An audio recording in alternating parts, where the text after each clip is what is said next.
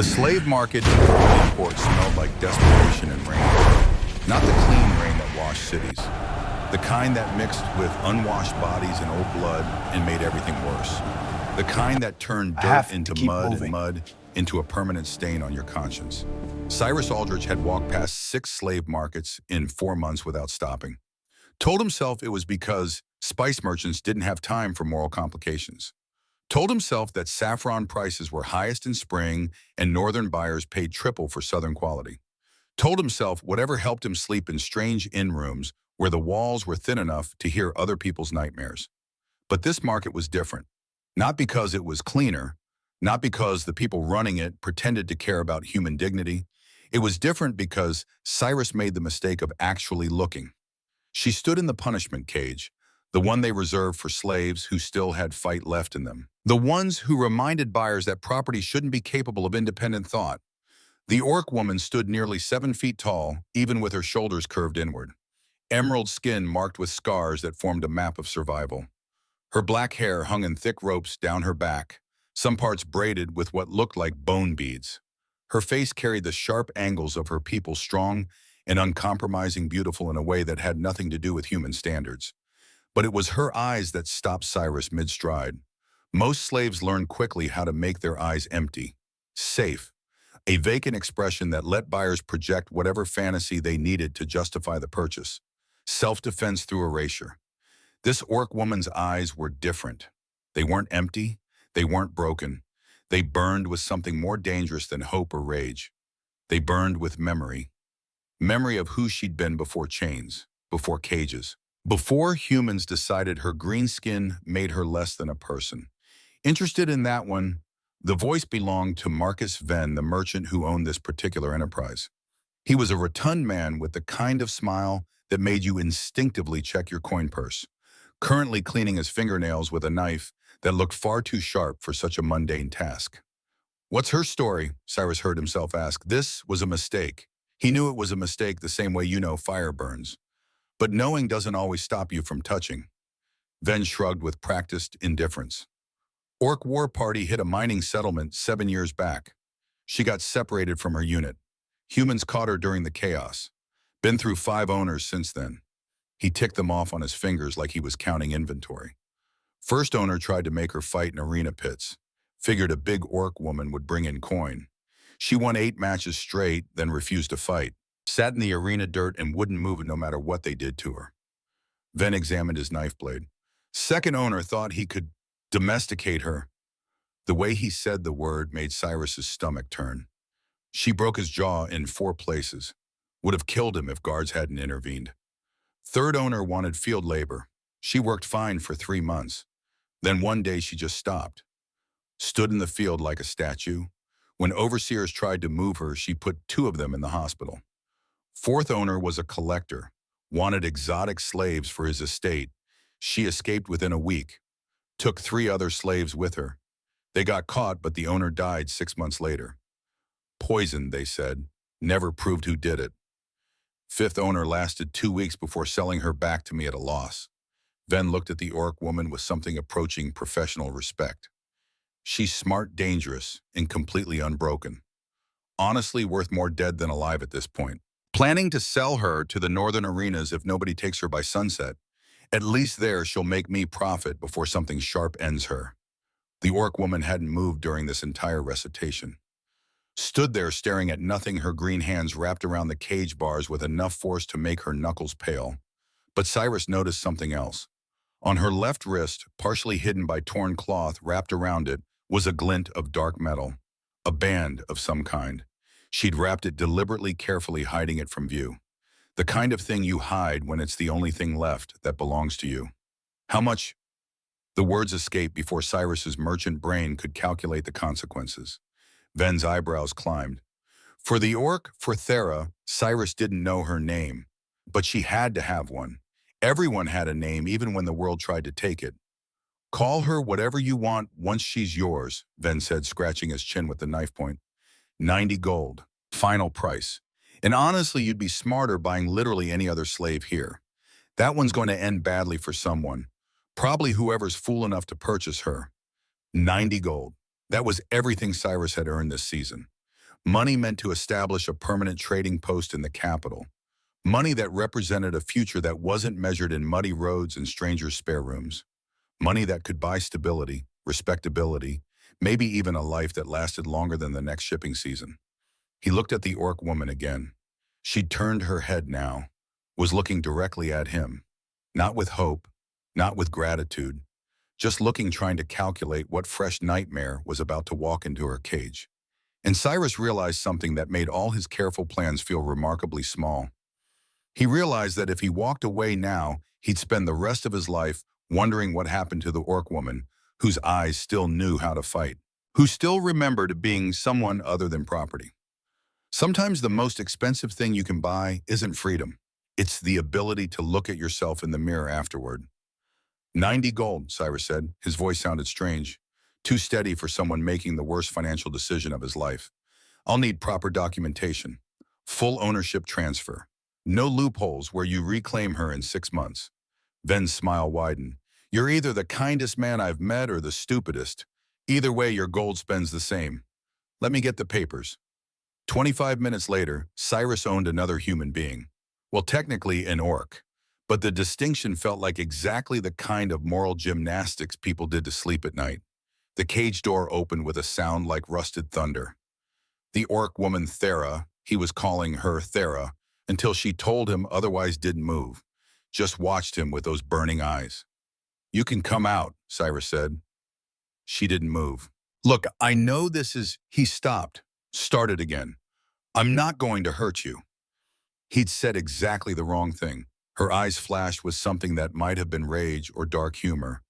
When she finally spoke, her voice was rough from disuse, deep, the kind of voice built for giving orders across battlefields. Humans always say that, right before they hurt you. She moved then, not toward freedom, toward him. For a second, Cyrus understood why 5 previous owners had struggled. She moved like controlled violence, like a storm deciding whether to break or dissipate. But she didn't attack, just walked past him, out of the cage, into unfiltered sunlight she probably hadn't seen in months. She stood there blinking against the brightness. Her hands hung at her sides. She didn't run, didn't fight, just stood like someone who'd forgotten what to do with space that wasn't bounded by walls. Come on, Cyrus said quietly. Let's get you somewhere that isn't here. She followed. But the way she followed made it clear she wasn't obeying. She was following because she wanted to see what happened next, and that was different. That was something. The walk through Vermilion Port was educational in the worst way. People stared. Of course they stared. A moderately well-dressed merchant walking beside a 7-foot orc woman in slave rags wasn't subtle. But it wasn't just staring. It was judgment crystallizing in real time. Mothers pulled children closer. Shopkeepers discovered urgent business in storage rooms. An elderly woman made the sign against evil. A dock worker spat on the cobblestones as they passed. Cyrus felt anger burn in his chest. Not at Thera, at all of them. At a world that looked at a person and saw a monster. At the casual cruelty of deciding someone's worth by skin color. Thera's expression never changed.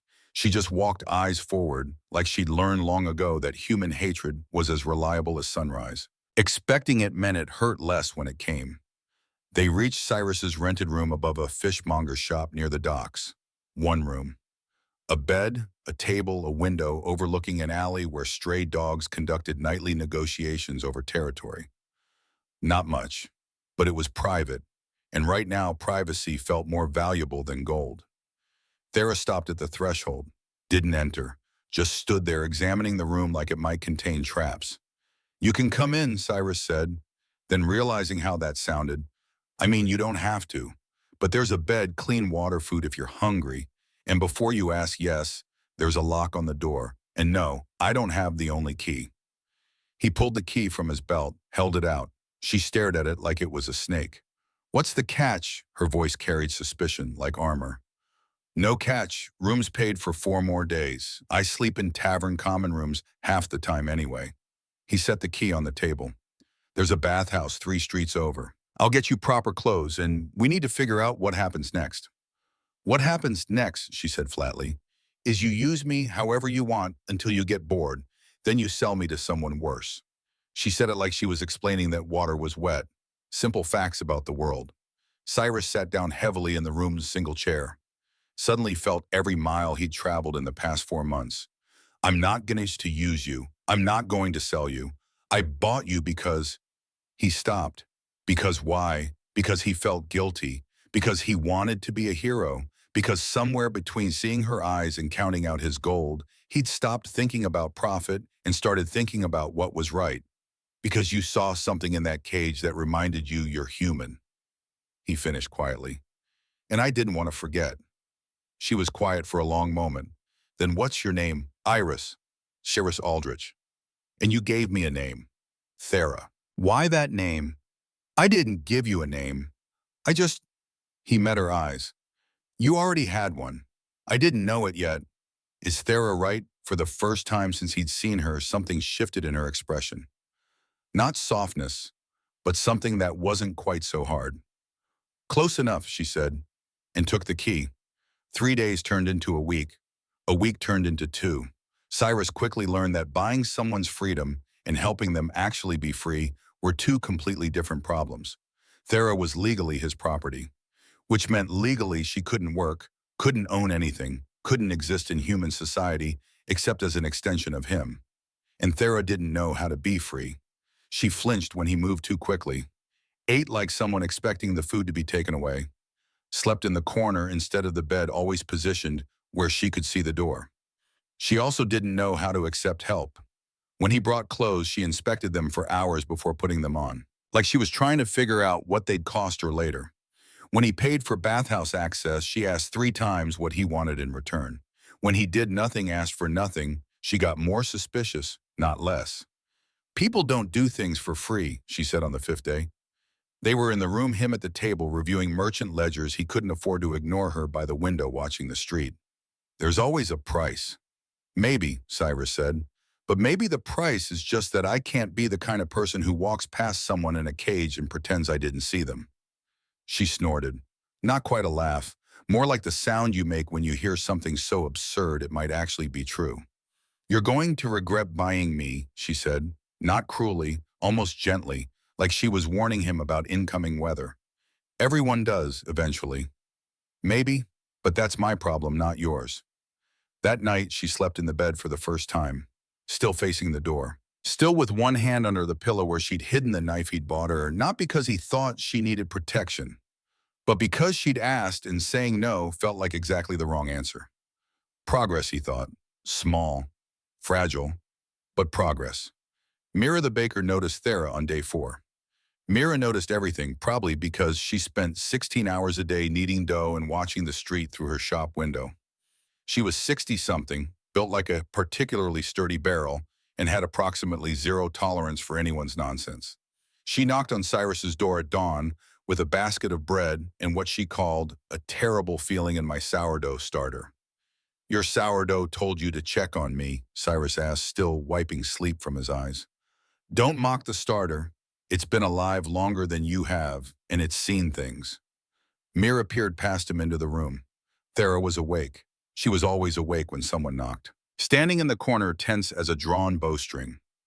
Well, Mira said, looking Thera up and down. You're a tall one, aren't you, green too? My rye said you'd be green. Thought it was being poetic. Thera stared at this tiny human woman who was talking about bread like it had opinions and showing 0 fear of a 7-foot orc. Your rye talks to you. They all do if you're quiet enough to listen. Most people aren't. Mira bustled past Cyrus without invitation. You're malnourished. I can see it from here. When's the last time you ate something that wasn't designed to keep you barely alive? I eat fine, Thera said, defensive. You eat like a prisoner. That's different from eating like a person. Mira started unpacking her basket. I'm making you real food, the kind with actual nutrition and flavor. You have a pot in this room, boy. I'm 36, Cyrus said, and I'm 64. You're a boy. Pot. By afternoon, the room smelled like something besides uncertainty and old fish. It smelled like bread and stew and care. Mira sat at the table. Thera sat across from her, still wary but hunger overriding caution. Cyrus stood by the window watching this strange alliance form over soup. You've got something hidden on your wrist, Mira said suddenly. Not accusatory, just observant. I can see the shape under all those wrappings. Thera's hand went to her left wrist instinctively. Protective. It's nothing. It's something. Otherwise you wouldn't hide it like that. Mira took a bite of bread. I'm not asking you to show me. Just saying whatever it is, it mattered enough that you kept it through hell and back. That means it's worth keeping. Thera was quiet for a long moment. Then slowly she unwrapped the cloth from her wrist. The bracelet was black iron carved with symbols that flowed like water frozen midstream. Even under dirt and time, you could see it had been beautiful once. Still was, if you knew how to look. It's from my clan, Thera said quietly. You get it when you complete your first real hunt. When they decide you're adult enough to be trusted with weapons and responsibility. It means, her voice roughened, it means you belong, that you're part of something bigger than yourself. How old were you? Cyrus asked. 14 summers. I killed a cliff bear with just a spear in my wits. There was pride in her voice. The first real pride he'd heard. My father put this on my wrist himself. Said I was a hunter now.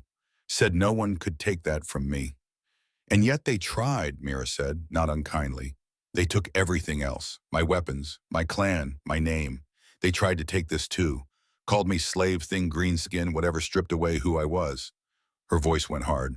But they couldn't take this. I hid it, wrapped it, protected it. 7 years and 5 owners, and not one of them knew it was there. That takes strength, Cyrus said. Keeping something of yourself when the world wants to erase you. Thera looked at him. Really looked. Like she was trying to figure out if he meant it, or if this was just more human words that sounded nice but meant nothing. Or it's just stubbornness, she said. Sometimes hard to tell the difference. Mira smiled. Stubbornness is just strength in work clothes. Now eat your stew before it gets cold. The carrots worked very hard. Later that night, after Mira left with promises to return with proper bread, not that garbage the other bakers sell, Thera spoke again, quiet in the darkness of the room. Why did you buy me? Cyrus had been expecting this question, had rehearsed answers. Something about doing the right thing, about human decency, about seeing another person in need. But in the dark, with just truth between them, he said, because I was tired of being the kind of person who looked away. And because when I saw you in that cage, I saw someone who hadn't given up.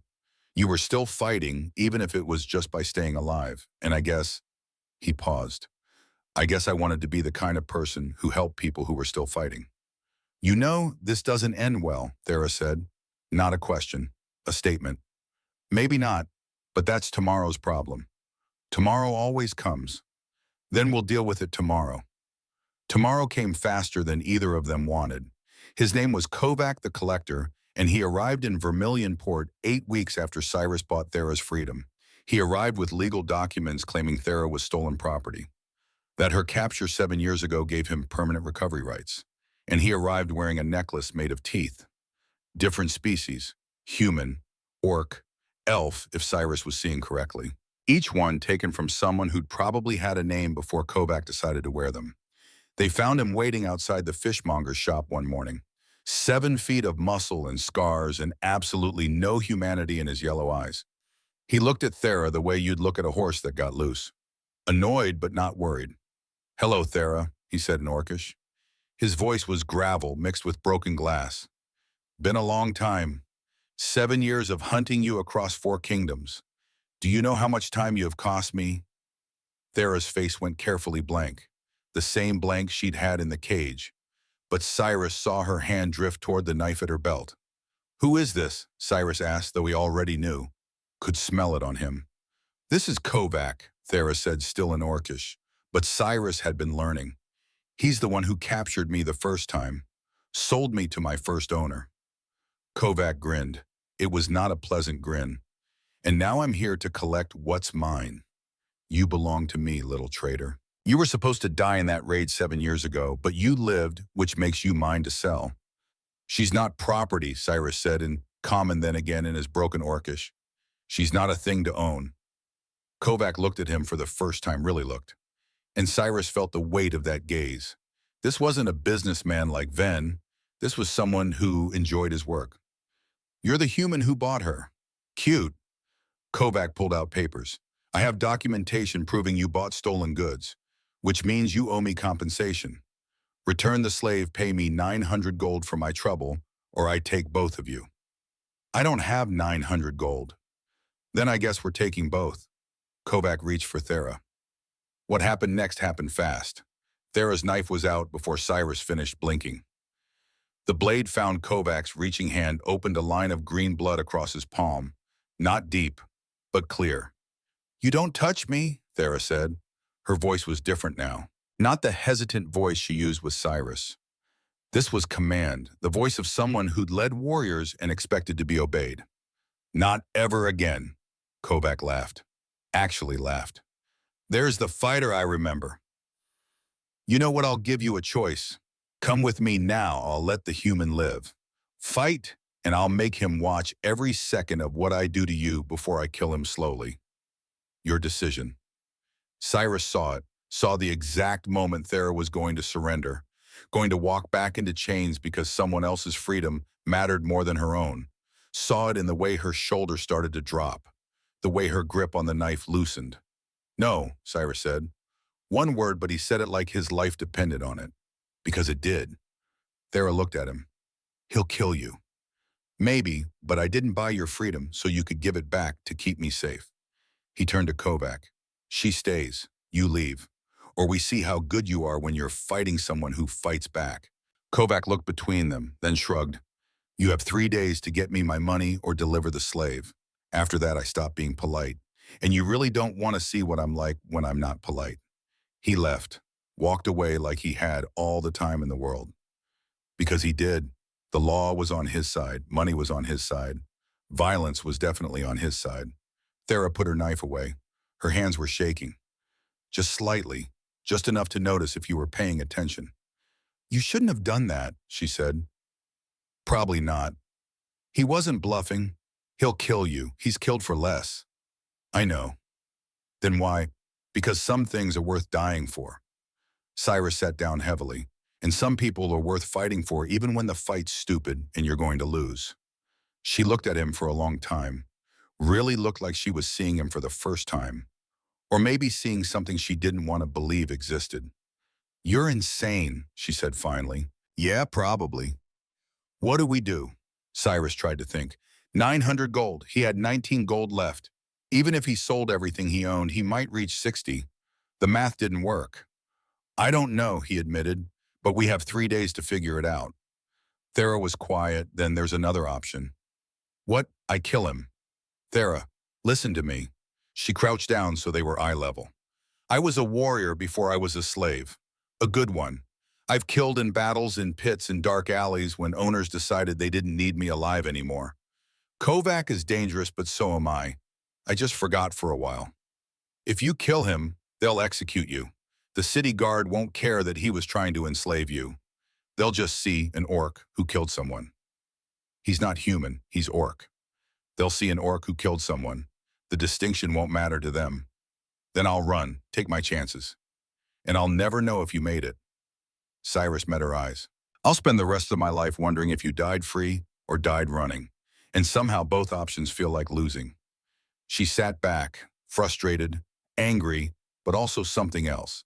Something that looked suspiciously like she cared what happened to him. "You're making this very difficult," she said. "Good.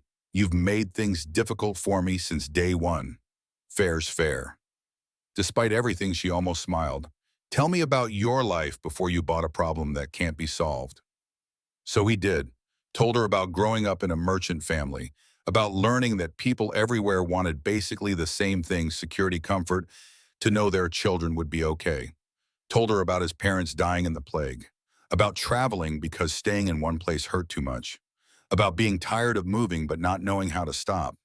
And Thera told him about her clan, about hunting in mountains where snow lasted 9 months, about war songs and feast fires in a world where green skin wasn't wrong, just was, about being 14 and killing a cliff bear and thinking she was invincible, about being 15 and waking up in chains and learning she wasn't. They talked until dawn, until the sun came up on day 1 of 3, until they'd said everything and nothing, until they both knew that whatever happened next, they wouldn't face it alone. Mira arrived at noon with bread and news. The orc hunter's been asking about you, she said without preamble. Showed papers to the city guard. They're on his side legally speaking. Boy, you've bought yourself trouble. I know. Good. Knowing you're in trouble is the first step to getting out of it. She set down her basket. Now let's talk about what we're actually going to do. We? Thera asked. Of course we. You think I let people eat my bread and then leave them to die? The sourdough would never forgive me. Mira sat down at the table like she was settling in for a siege. You have 3 days and no money. But what you do have is something Kovac doesn't. What's that? Cyrus asked. You have people who care whether you live or die. That's worth more than gold. You just have to be smart about it. What followed was 3 days of the strangest conspiracy Cyrus had ever been part of. Mira rallied people she knew. Merchants who operated in gray spaces where laws got fuzzy. Dock workers who moved goods without questions. People who hated slavers more than they feared breaking rules. By day 2, they had a plan. Not a good plan, but a plan. They were going to fake Thera's death. It's insane, Cyrus said when Mira explained it. All the best plans are, Mira replied cheerfully. The plan was this: stage an accident, make it look like Thera died trying to escape. Kovac would collect the body, a fake body courtesy of some very illegal flesh magic, and a necromancer who owed Mira a favor involving sourdough starter and questions she wouldn't elaborate on. While Kovac was busy with a fake body, Thera would be smuggled onto a ship heading north, to orc territories, to freedom that wasn't surrounded by walls. And what happens to you? Thera asked Cyrus. I'll be fine. Kovac wants you, not me. He'll kill you anyway, out of spite. Maybe, but you'll be free. That's what matters. That's not... She stopped, started again. You're the most frustrating human I've ever met. I've been told. Day 3 came too fast. They staged it at dusk, made it look like Thera panicked and ran for the docks, fell, hit her head, died quick. The body was disturbingly good. Even Cyrus flinched looking at it. Kovac arrived to collect his property, looked at the body, frowned. This is fake, he said. Cyrus's heart stopped. What? She's dead. You can see. I can see a meat puppet made by someone who knows flesh magic. Kovac kicked the body. It didn't react right. Where is she? I don't. Kovac moved fast, had Cyrus by the throat, lifted off the ground before Cyrus could finish his sentence. Where is she? She's gone, Cyrus choked out. She ran hours ago. You're too late. Then I guess you're the consolation prize. What happened next, Cyrus would remember in fragments. The teeth of that necklace pressed against his face. The smell of old blood. Kovac's breath hot and rancid. The absolute certainty that he was about to die. Then a roar. Not a human sound, not even close. This was orc pure and undiluted. The kind of sound that made predators reconsider their life choices. Thera hit Kovac like an avalanche, deciding to relocate. They went down in a tangle of limbs and fury. Cyrus fell, gasped for air, watched as 7 years of contained rage decided it was done, being contained. Thera fought like someone who remembered what they were. Every move was practiced, experienced. She didn't just fight Kovac.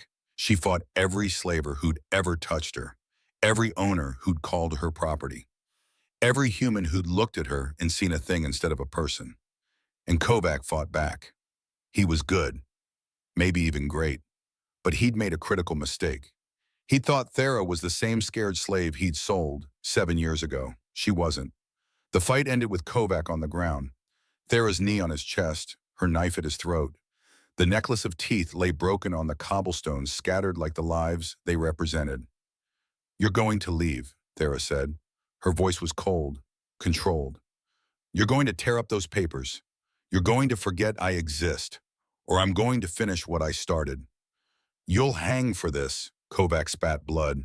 Killing me won't solve anything. Maybe not, but it'll feel good, and after 7 years, that's enough. Thera. Cyrus's voice quiet. Don't. He'll come back. Then we deal with it when he does. But if you kill him, you are not free. You're just less trapped. That's different. She looked at Cyrus. The knife didn't move from Kovac's throat. You don't understand what he is. I understand that killing him makes you what he says you are. A monster. And you're not. You're a warrior. There's a difference. For a long, terrible moment, Cyrus thought she was going to do it anyway. Thought 7 years of rage was going to win. But then slowly she lifted the knife, stood up, looked down at Kovac like he was something she'd scraped off her boot. "Get out of my city," she said, "and if I ever see you again, I won't stop next time." Kovac got up slowly. Everything about him screamed this wasn't over. But he was smart enough to know when he was beaten. For now, he left, limping, bleeding, but alive. Thera stood there, shaking the knife still in her hand. Cyrus walked over slowly, like you'd approach something wild that might spook. "You okay?" he asked. She looked at him, and for the first time since he'd met her, she smiled. It wasn't a big smile. It wasn't even a particularly happy smile, but it was real. "No," she said, "but I'm free. That's better than okay." They left the city the next day. Cyrus sold everything he couldn't carry. His stock, his contacts, his careful merchant life. Sold it for ship passage north, to territories where green skin was just skin, where warriors were judged by actions, not color. Mira came to see them off, pressed herbs into Thera's hands for the journey. Mint for memory, rosemary for courage, and sourdough starter because you'll need to eat. "Thank you," Thera said, and meant it. "Don't thank me yet. You're heading into trouble. Freedom's harder than chains sometimes. You have to decide what to do with it." Mira looked at Cyrus. "You take care of her boy. I think she's been taking care of me." "Smart lad. You're learning." The ship left at dawn. Thera stood at the rail watching the city shrink behind them. The bracelet on her wrist caught the morning light. Black iron and old symbols, and proof that even when everything else was taken, some things could be kept. "Regret buying me yet?" she asked without looking at Cyrus. He thought about it.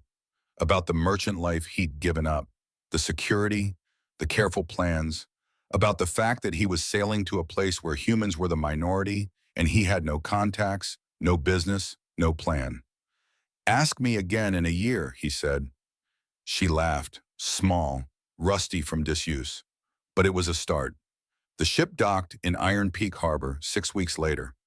Thera stepped onto the pier and stood very still, just breathing, taking in a place where green skin didn't automatically mean slave monster property, where it just meant orc. Cyrus stepped beside her, pack slung over his shoulder. He was about to ask if she was okay when she dropped to her knees right there on the weathered wood.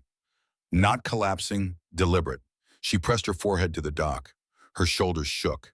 It took Cyrus a moment to realize she was crying. Not the silent tears he'd seen before. These were different, louder, messier, the kind of crying that came from somewhere deep and finally finding its way out. "Thera," he knelt beside her, uncertain. 7 years, she said. Her voice was muffled, broken. 7 years since I stood on land where I was a person first, where my skin color was normal, where children don't run from me and mothers don't pull their babies away. She looked up at him. Her face was wet, but her eyes were different, lighter somehow, like she'd set something heavy down. "This is real, yes, not dream, not trick. It's real," Ira said softly. "You're home." "Not home. Home is gone. Clan is scattered or dead. But," she looked around at the bustling port. Orc dock workers, orc merchants, a few humans mixed in, treated no differently than anyone else. "But this is place where I can breathe. That is enough." An orc woman approached them. She was older, with gray, streaking her black hair, and a walking stick carved with intricate patterns. She wore practical clothes that marked her as someone important without needing to show off. "You two look lost," she said in Orcish. Then, noticing Cyrus, switched smoothly to Common. "New arrivals." Thera stood wiping her face. "Yes, we just been through hell and back by the looks of you." The woman's eyes were sharp, missing nothing. Not the way Thera stood slightly in front of Cyrus. Not the slave-marked scars on Thera's wrists where shackles had worn the skin. Not the bracelet she wore over them. "I'm Kessa. I run the newcomer house. Help people get settled. Fine work. Remember how to be people instead of property." She said it matter-of-factly, like it was the most normal thing in the world. "You're not the first escaped slaves to arrive here. Won't be the last." "We're not," Cyrus started. He's not escaped slave, Thera said quietly. He freed me, bought me, and freed me. Kessa's eyebrows rose. She looked at Cyrus with new interest. That's so? Well, doesn't change that you both need help getting settled. Come on, I've got stew, real stew, the kind that doesn't come with conditions. The newcomer house was a large building near the docks, 4 stories of weathered wood and practical architecture. The common room on the ground floor was filled with people. Mostly orcs, but Cyrus spotted humans, half-elves, even a dwarf in the corner, arguing with someone about metalwork techniques. We get about 30 newcomers a month, Kessa explained, ladling stew into wooden bowls. Most are orcs escaping human territories. Some are humans who got tired of human prejudice and decided green neighbors were better than hateful ones. Few others mixed in. She set the bowls down. Bowls. Eat first, then we talk about what you need. The stew was thick, rich, and tasted like Mira's bread had smelled. Like care. Like someone had made it because they wanted to, not because they had to. Thera ate slowly at first, then faster, like she couldn't believe it would keep being there. Cyrus ate too, but mostly watched the room. Watched people laugh, argue, exist without fear. What do you do? He asked Kessa. I mean, how does this work, the newcomer house? We help people transition, Kessa said. Find them work if they want it. Connect them with clan families if they have none. Teach common language to those who don't know it. Teach Orcish to humans who are trying.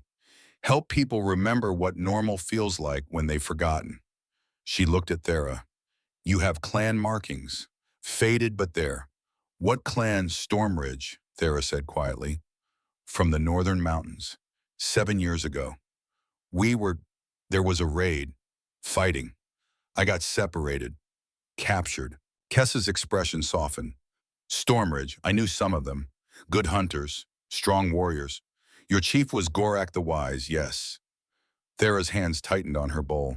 Yes, my uncle. He died in the raid, along with most of the clan. I'm sorry. Kessa said it simply, like the words actually meant something instead of being empty sounds. Some Stormridge survivors came through here about 5 years back. Not many, maybe 20. They settled in the eastern valleys. I can get you their location if you want. Thera was very still.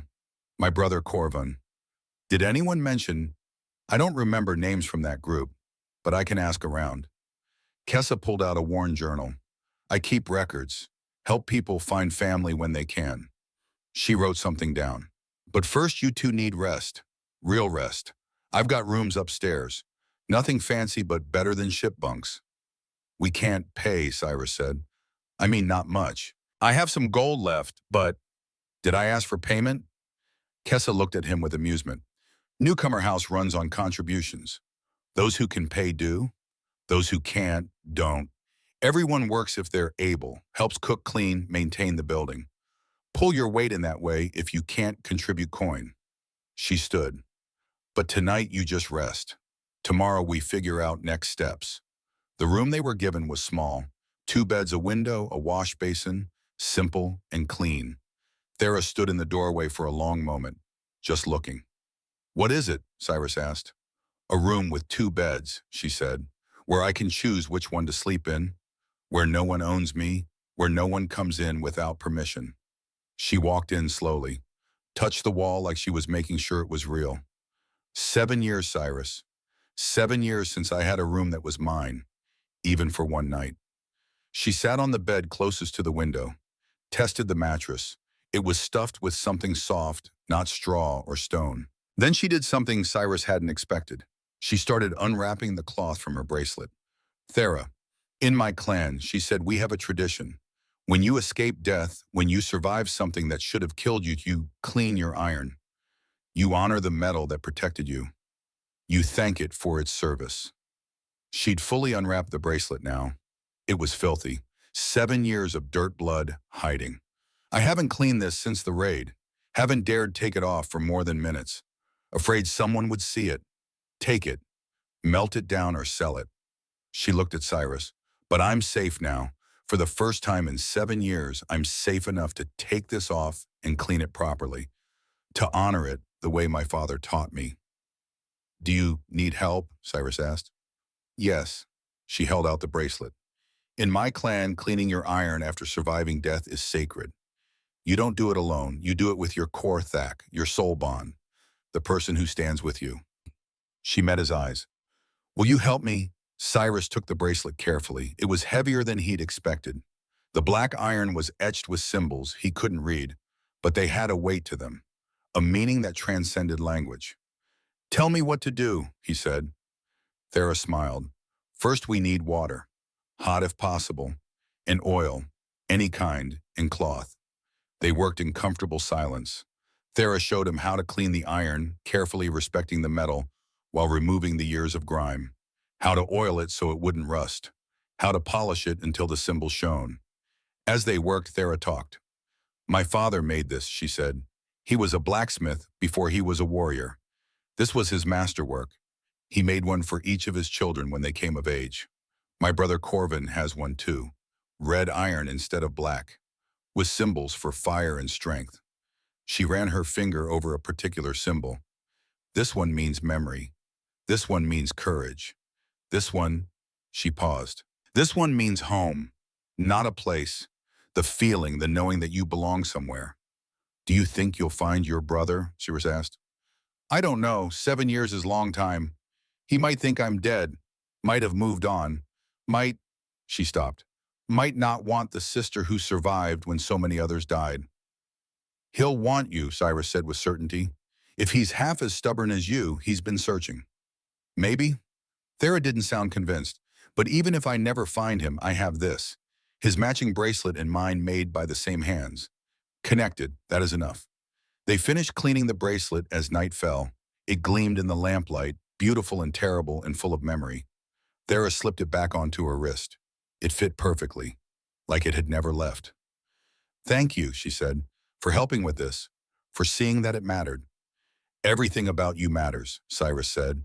Then realizing how that sounded, added quickly, I mean you're a person. All of you matters, not just the parts that are convenient or... She was laughing, quietly but genuine. I know what you meant, she said, and thank you for that too, for seeing all of me. Not just orc, not just slave, not just warrior, all of it. That night, Cyrus lay in his bed listening to Thera breathe across the room. She was actually sleeping, not the alert half-sleep she'd done in Vermilion Port, but real sleep, deep and healing. Tomorrow they'd figure out next steps. Long-term housing, searching for her and brother. But tonight, for the first time in months, they were both safe enough to simply rest. The next morning, Kessa had plans. She said, pointing at Thera, the Eastern Valleys are 3 days' travel. I'm sending a supply caravan there next week. You can ride along, search for your brother. Meet the Storm Ridge survivors. She turned to Cyrus. And you? What skills do you have besides buying slaves and making terrible financial decisions? I'm a spice merchant, Cyrus said. Was a spice merchant. I know trade routes, pricing, negotiation. Good. We need someone who can coordinate with southern traders. Most orcs who come here have skills, not business experience. You can help establish better trade relationships. Fair trade where humans don't automatically assume they can cheat us because we're orcs. She pulled out a map. There's a trade hall in the city center. They meet every third day to negotiate contracts. I'll introduce you. You prove you're useful, you'll have steady work. I don't know if I'm the right person for your human who doesn't think orcs are property. That already makes you better than 90% of human traders. Kessa rolled up the map. Trust me, you'll do fine. The week passed quickly. Cyrus met with traders, established contacts, found his footing in a city where green skin was the majority. It was disorienting in the best way. Being the minority for once, being the one who stood out. But people were kind, patient, helped him with language, with customs, with understanding that his perspective was limited, but his effort mattered. Thera, meanwhile, prepared for the journey east. Kessa helped her gather supplies, connected her with the caravan master, made sure she had everything she needed. The night before she left, they sat on the newcomer house roof, watching stars. Are you nervous? Cyrus asked. Terrified, Thera admitted. What if I find my brother and he's moved on? What if he doesn't recognize me? What if... She stopped. What if he blames me for surviving when others didn't? He won't. You don't know that. You're right, I don't. Cyrus looked at her. But I know that anyone who meets you and doesn't see how hard you fought to stay alive, how strong you had to be to survive 7 years of hell isn't worth knowing, even if they're family. Thera was quiet for a moment.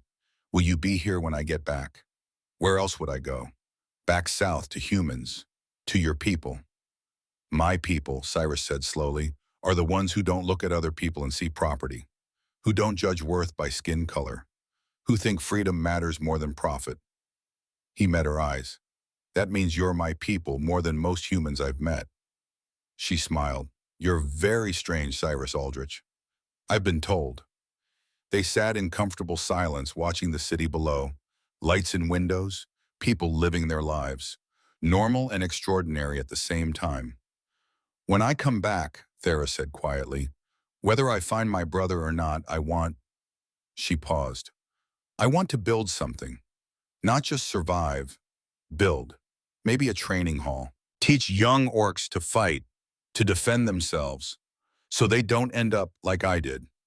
That's a good dream, Cyrus said. What's your dream? He thought about it. Honestly, I never let myself dream much. Just kept moving, kept working. Figured if I stopped to dream, I'd realize how empty my life was. And now I think maybe I want to build something too. Help orcs and humans trade fairly. Prove that working together works better than keeping each other at arm's length. He looked at her. Maybe we can build our dreams together. Training hall and trade hall. Connected, showing that strength and commerce can exist in the same space. Together, Thera repeated, testing the word. I like that. The caravan left at dawn. Iris stood at the city gates watching Thera ride away. She sat on a sturdy mountain pony pack secured behind her. She'd braided her hair, cleaned her clothes. But it was more than that. She sat different, held herself different, like someone who was remembering how to take up space. She turned back once, raised her hand in farewell. He raised his back. Then she was gone, headed east toward possibility and family and whatever waited in those valleys. Cyrus walked back to the newcomer house. Kessa was waiting with tea and knowing eyes. You going to pace around like a worried father until she gets back? Probably not, Cyrus said. Then more honestly, definitely yes. Kessa laughed. Good, means you care. Now sit, drink tea. Tell me what you know about southern spice routes. We have work to do. The 3 weeks Thera was gone were the longest of Cyrus's life. He threw himself into work, met with traders, established contracts, started building a reputation as the human who actually negotiated fairly, who didn't try to cheat orcs because he thought they wouldn't notice. But every night he wondered where she was, if she'd found her brother, if she was safe, if she was happy. Kessa caught him staring at the eastern road one evening. She's fine, the older orc woman said. Thera survived 7 years of slavery. She can handle a 3-week journey. I know, I just miss her. I know, it's written all over your face. Kessa sat beside him. You love her. It wasn't a question. I don't, Cyrus started, then stopped. Is it that obvious? Only to everyone with eyes. Kessa smiled. Question is, does she know Atwish? We haven't. Cyrus struggled for words. It's complicated. She's just getting free, learning how to be herself again. The last thing she needs is me complicating that with feelings. Maybe. Or maybe what she needs is to know that someone sees her, wants her, not as property or obligation, but as choice, as desire, as person worth loving. Kessa stood. But that's for you two to figure out. Just don't wait too long. Life's short. Freedom's precious. Love is rare. When you find all three, you don't waste time pretending you don't want them. Thera returned on a cloudy afternoon 3 weeks and 2 days after leaving. Cyrus was at the trade hall when someone burst in. The Eastern caravan's back. He dropped everything, ran through the streets, arrived at the gates out of breath and trying to look casual about it. Failed spectacularly. Thera was there, dismounting, looking tired and dusty and absolutely beautiful. And she wasn't alone. A massive orc stood beside her, 7.5 feet of muscle and scars with the same facial structure as Thera, same gold eyes, same proud bearing. Her brother. Had to be. They were talking animatedly in Orcish, laughing about something. Thera's face was brighter than Cyrus had ever seen it. Alive. Joyful. She spotted him. Her face lit up even more. Cyrus. She waved him over. Come meet Corvin. He walked over suddenly, feeling very small and very human. Corvin looked him up and down. His expression was unreadable. So, he said in heavily accented common, you are human who bought my sister. Yes, Cyrus said. Figured honesty was the best approach. I am. Corvin was silent for a long, terrible moment. Then he pulled Cyrus into a hug that crushed approximately 3 ribs. Thank you, he said. His voice was rough. Thank you for seeing sister when world tried to make her invisible. Thank you for choosing difficult path when easy path was walk away. Thank you for bringing her home. He released Cyrus, who gasped for air.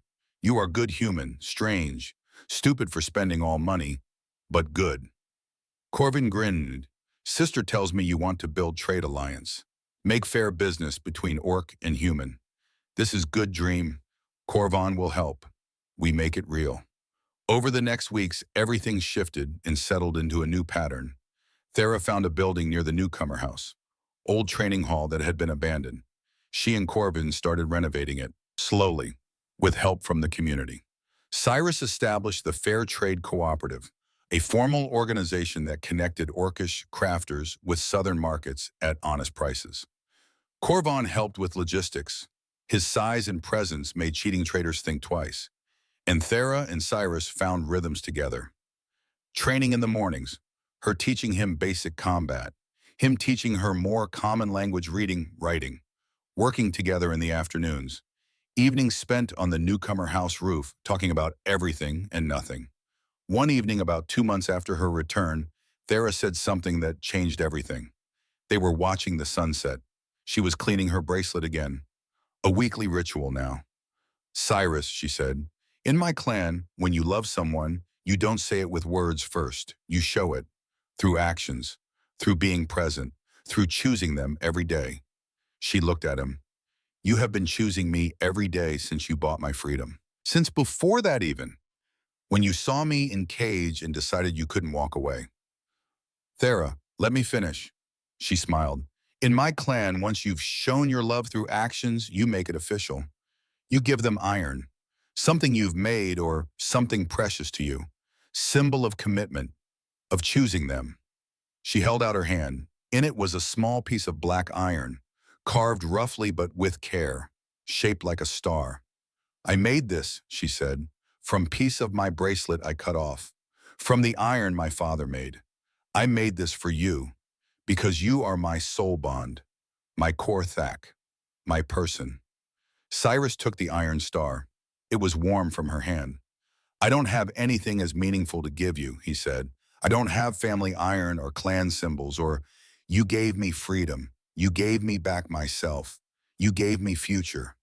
Thera touched his face gently. That is more meaningful than any iron. I love you, Cyrus said, finally saying it, finally letting himself admit it. I've loved you since that first night when you finally smiled. Maybe even before that. I don't know when it started. I just know it's true. I know, Thera said. I have eyes, I have heart, I know. She kissed him. It was awkward because of height difference and because they'd never done this before and because life wasn't a smooth story where things happened perfectly. But it was real. It was theirs. It was exactly right. When they pulled apart, both breathing hard, Thera laughed. We are very stupid people, she said. The stupidest, Cyrus agreed. Good. World needs stupid people. Smart people build walls. Stupid people build bridges. They sat together as the sun set, as the city lit up below them, as their future stretched out uncertain but shared. The iron star hung around Cyrus's neck on a leather cord. Thera's bracelet gleamed on her wrist. 2 pieces of iron. 2 people. 2 lives that had crashed together in a slave market and somehow built something that looked suspiciously like home. The message arrived 6 months later. Cyrus was at the trade hall negotiating a contract for Orcish metalwork with southern merchants when a runner burst in. Cyrus Aldrich, you're needed at the newcomer house. Now, it's urgent. He ran, found Kessa in the common room, her face grim. Thera stood beside her reading a letter. Her expression was carefully blank, the expression she got when she was trying not to feel. What happened? Cyrus asked. Thera handed him the letter. It was written in common, but with obvious difficulty. The handwriting was shaky. To the orc called Thera, formerly property of Marcus Venn. This is to notify you that the human called Kovac the Collector has filed a formal recovery claim with the Southern Magistrate. He claims you are stolen property and demands your return or compensation of 1,000 gold. The magistrate has ruled in his favor. By law, you have 30 days to return south for judgment or pay the debt. Failure to comply will result in bounty hunters being authorized to collect you by force. This notice is legally binding across all territories, including the Northern Orc lands. You have been warned. Cyrus read it twice. Each time the words got worse. This is ridiculous, he said. You're free, I have the papers. Legal ownership transfer, then freedom papers. This can't be legal. It is legal, Kessa said quietly. Southern law allows previous owners to file recovery claims on escaped property within 10 years of loss. Kovac's claiming you stole her after he sold her, that the first sale was under false circumstances. That's insane. Venn had full authority to. Doesn't matter what makes sense, matters what law says. Kessa sat down heavily. Southern law doesn't recognize Northern freedom. To them, you're still his property that was sold illegally. Thera was very quiet, too quiet. But to Thera, Cyrus touched her arm. She looked at him. Her eyes were empty again, the way they'd been in the cage. I have to go back, she said flatly. No, absolutely not. If I don't, they send bounty hunters. Bounty hunters don't care about borders or territories. They come here, to Iron Peak, to our home. They kill anyone who gets in the way, including you, including Corvin, including everyone at the newcomer house. Let them try, Corvin said. He'd appeared in the doorway having heard everything. Let them come, we fight. We protect family. You can't fight entire bounty guild, Thera said.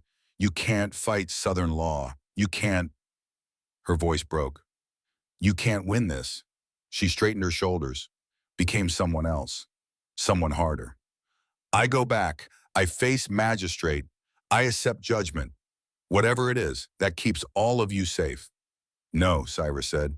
We find another way. We fight this legally. With what?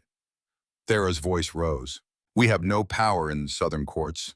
No money for lawyers, no standing. I am property that escaped. Law is clear. She pulled off the bracelet, held it out to Corvin. If I don't return, you keep this. You remember family. You remember I tried. Sister, no. Promise me. Thera's voice cracked. Promise me if I die, you keep fighting, keep building. Don't let them win. Corvin took the bracelet with shaking hands, pulled his sister into a crushing hug. I promise, but you not die. You too stubborn to die. They held each other, two siblings who'd found each other after 7 years, who'd had 6 months together, who weren't ready to lose each other again. Cyrus felt useless, helpless. All his money was gone. His contacts were Northern. His power was nothing. Then Kessa said something that changed everything. There is one option. Everyone looked at her. Northern territories have treaty with Southern kingdoms. Territorial sovereignty. Southern law can't compel extraction from Northern soil. Bounty hunters can't legally operate here. Then she's safe, Cyrus said. No, because the treaty has a clause. If someone with an active Southern judgment refuses to comply, the North has to provide alternative resolution, which means either pay the debt or, she paused, or offer combat settlement. What's combat settlement? Cyrus asked. Thera went very still. It's old law, ancient. From before territories split, if two parties can't agree on judgment, they can settle through combat. Champion against champion. Winner takes all. So we fight, Corvin said. I fight Kovac. I crush him. Problem solved. No, Kessa said. Combat settlement has rules. Champion must be chosen by the accused, and champion cannot be blood family. She looked at Cyrus. Champion has to be someone else, someone willing to fight to death if necessary, someone who will stand for the accused as core Thak, as soul bond. Understanding hit Cyrus like cold water. Me, he said, I'd be the champion. Yes, but I'm not a warrior. I'm a merchant. I can barely hold a sword. I'd die in minutes against someone like Kovac. Yes, Kessa said again, which is why this is terrible option. But it is option. Thera grabbed Cyrus's arm. No, absolutely not. You don't fight. You don't die for me. We find different way. What different way? Cyrus asked. We have no money, no legal standing, no power. The only other option is you going back. Then I go back. And I lose you after everything. After finding you, freeing you, loving you, I just lose you. Better than you dying. Maybe not for me. They stared at each other.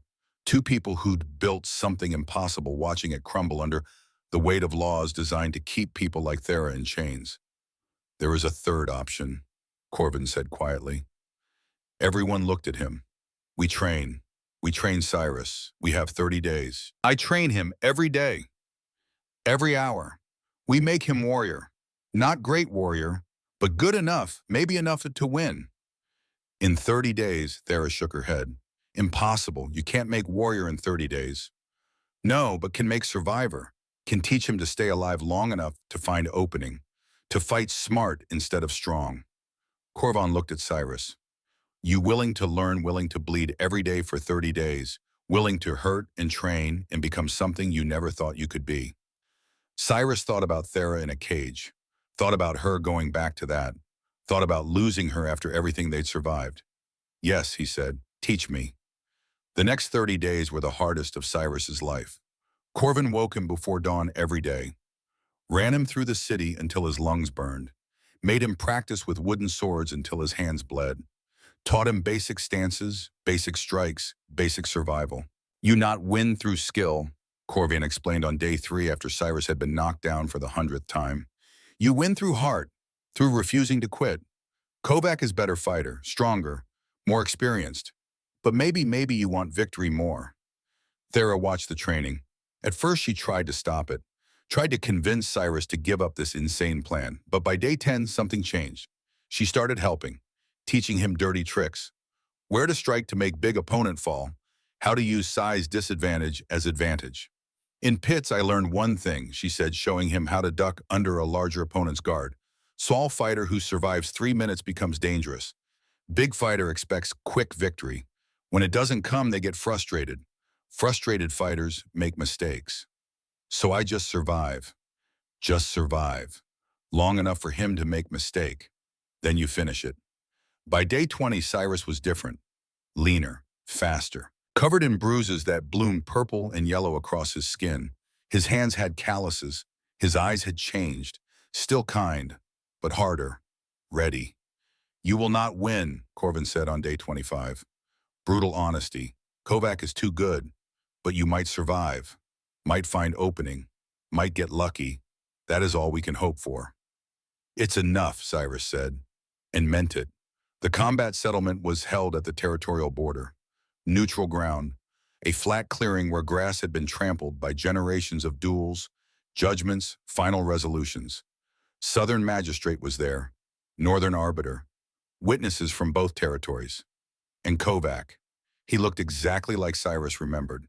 7 feet of muscle and cruelty, the toothed necklace, the eyes that held no humanity. He smiled when he saw Cyrus. You're the champion, the little merchant. He laughed, actually laughed. This is insult. Send me real warrior, not boy playing dress up. I'm the champion, Cyrus said. His voice was steady. Let's get this done. Thera stood with Corvin and Kessa at the edge of the clearing. She wore the bracelet. Her hands were clenched into fists. The magistrate read the terms. Combat settlement under ancient treaty. Fight continues until surrender or death. Winner determines judgment. Are both champions ready? Yes, Kovac said. Yes, Cyrus said. Begin. Kovac moved fast, sword already swinging before the word finished echoing. Cyrus barely dodged, felt the blade whistle past his ear. He rolled, came up. Sword raised in the defensive stance Corvin had drilled into him 10,000 times. Kovac attacked again and again. Heavy strikes that would have split Cyrus in half if they connected. But Cyrus was faster, smaller. He dodged, ducked, blocked when he had to. Survived. First minute passed. Cyrus was still alive. Second minute, still alive. Third minute, Kovac started to frown. Stop running, coward, fight. I am fighting, Cyrus said. Dodged another strike. Just not the way you want. Fourth minute. Fifth. Cyrus was getting tired, his arms burned from blocking, his legs screamed from dodging. But Kovac was getting frustrated, just like Thera predicted. His strikes got wilder, less controlled. Sixth minute. Kovac overextended. Cyrus saw it, saw the opening, did exactly what Korvan taught him. Stepped inside the swing, drove his pommel into Kovac's solar plexus. Not a killing blow, but painful, breathtaking. Kovac stumbled back, gasping. Cyrus pressed the advantage, strike to the knee, exactly where Thera showed him, where joints were vulnerable. Kovac's leg buckled. He fell to one knee. Cyrus's sword was at his throat. The clearing went silent. Yield, Cyrus said. His voice was cold. Yield or I end this. Kovac's eyes burned with hatred. You think you've won, kill me, and Bounty Guild sends 10 more. 20 more. They never stop hunting her. Then yield and we negotiate different terms. What terms? Cyrus was breathing hard. Blood dripped from a cut on his cheek he didn't remember getting. You drop the recovery claim. Forever. You leave Thera alone. You never come near her, me, or anyone we love ever again. And in return, I don't kill you here. Don't take your life. Don't make sure every slaver in the South knows you lost to a merchant in single combat. Kovac's jaw clenched. His pride warred with his survival instinct. Survival won. I yield, he said through gritted teeth. Judgment goes to you. The magistrate stepped forward. Terms? Recovery claim is dropped permanently. Kovac agrees never to pursue Thera again. This judgment is binding under treaty law. Agreed, the magistrate said. Scribe record the judgment. It was over. Cyrus lowered his sword. His hands were shaking, all the adrenaline draining out at once. Kovac stood slowly, limped away without looking back. The tooth necklace swaying with each step. A man defeated but alive. Thera was running across the clearing before anyone could stop her. She crashed into Cyrus hard enough to knock him down. They fell together. She was crying, laughing, saying things in Orcish he didn't understand. You won, she said finally in common. You stupid, brave, impossible human. You won. We won, Cyrus corrected, wincing as he tried to sit up. Everything hurt. You trained in me. Korvan trained me. Kessa believed in me. We won together. Korvan arrived, pulled both of them into a crushing hug. Brother now, he said to Cyrus, you fight for sister. You bleed for family. You are Korthak. You are blood even though not blood. You understand. I understand, Cyrus said. They stood together in the clearing. 3 people who'd found each other against impossible odds.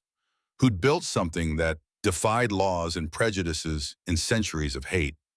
The journey back to Iron Peak took 3 days. Cyrus could barely walk the first day. Every muscle screamed. Thera and Korvan supported him between them. But by the 3rd day, he was walking on his own. Sore, battered, but victorious. The newcomer house threw a celebration when they returned. Not because Cyrus had won a fight, but because one of their own was finally truly permanently free. Kessa made a speech about courage and choosing difficult paths. Someone played music. Children danced. Adults drank and laughed and celebrated the idea that sometimes against all odds, the good ending happens. Late that night, Cyrus and Thera sat on their usual spot on the roof. She held his hand, the one that had held the sword, that had fought for her freedom. I have a question, she said. Okay. When we are old, when we tell this story to grandchildren, what do we say? How do we explain this? Cyrus thought about it. We tell them the truth, that we met in the worst way possible. In a slave market where I had power and you had none. That I made a choice, not a heroic choice, just a choice to see you as a person instead of property. And then we made more choices, every day. Choices to stay, choices to fight, choices to build something better than what the world told us was possible. Is good story, Thera said. But how does it end? It doesn't end, Cyrus said. It just keeps going. We keep choosing each other, keep building, keep proving that love is stronger than law, that people are more important than property, That freedom is worth fighting for. He looked at her. How does that sound? Sounds perfect, Thera said. She kissed him, gentle this time, not desperate or afraid or urgent, just present, just them. When they pulled apart, she touched the iron star around his neck. We build training hall, she said, and trade cooperative, and home. We build life that is ours, not defined by past, not limited by what we were, only by what we choose to be. Together, Cyrus asked. Together, Thera confirmed. 2 years later, the training hall was complete. The Iron Peak Combat Academy, they called it, run by Thera Ashenblade and her brother Corvin, teaching young orcs and humans alike. Not just combat, but confidence, self-defense, the kind of skills that meant people didn't end up in cages. The Fair Trade Cooperative flourished. Cyrus established routes throughout the South, connections with honest merchants, proving that trade could be fair, that orcs weren't savages to be cheated, but partners to be respected. And Cyrus and Thera built a home, not grand, just a small house near the newcomer house. 2 rooms, a garden, a workshop where Thera taught metalworking to students. It was enough, more than enough. Mira visited once, traveled all the way from Vermilion Port with sourdough starter that had been asking about them. You did good, boy, she said, looking at everything they'd built. Both of you changed the world a little bit. That's all anyone can do. We're trying, Cyrus said. Don't just try, keep doing. Mira handed him a fresh loaf of bread. World needs more people willing to see past what they're told to see, willing to choose hard right over easy wrong. You two are proof it's possible.